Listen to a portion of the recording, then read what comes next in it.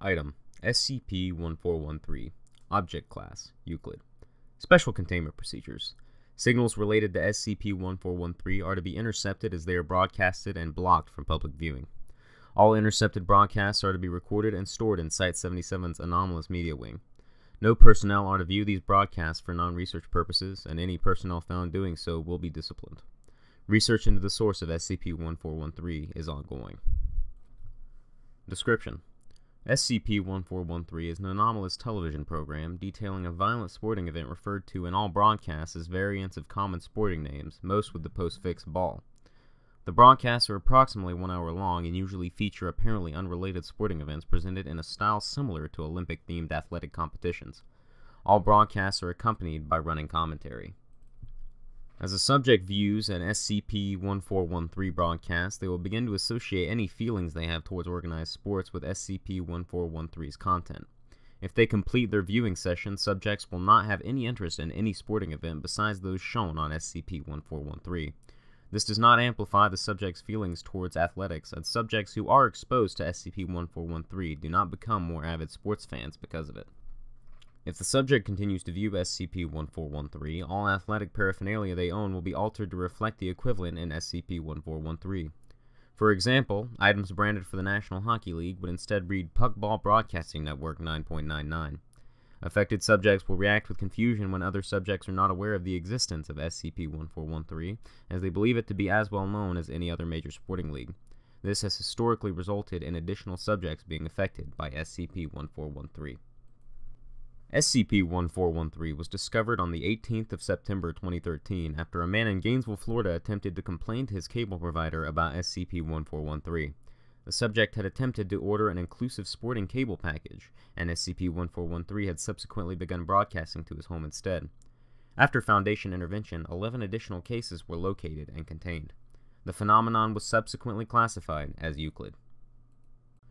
To date, 5 excerpts of SCP-1413's broadcasts have been logged. They are as follows. Event Number 1. Pre-show Introduction. Sport originally originated with the Slurgbatov Greeting Ritual 4, wherein each Slurgbatov smashes a brick into the other's fleshy and unprotected abdominal face. Event Number 2.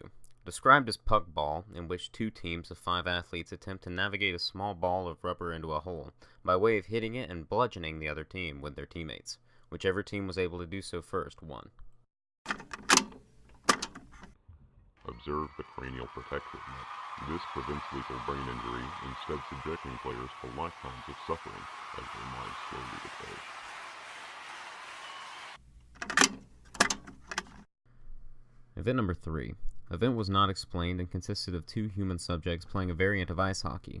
Changes included larger nets, the inclusion of 2 pucks, a shorter time limit than standard NHL games, and the placing of live gigantic organisms underneath the ice which would grab and pull athletes and spectators underneath the ice without warning. Oh, and it looks like there's going to be a delayed penalty for high sticking. Scratch that, the referee has been lost. Game on. The teeth of Kopov Ogul will be well fed tonight.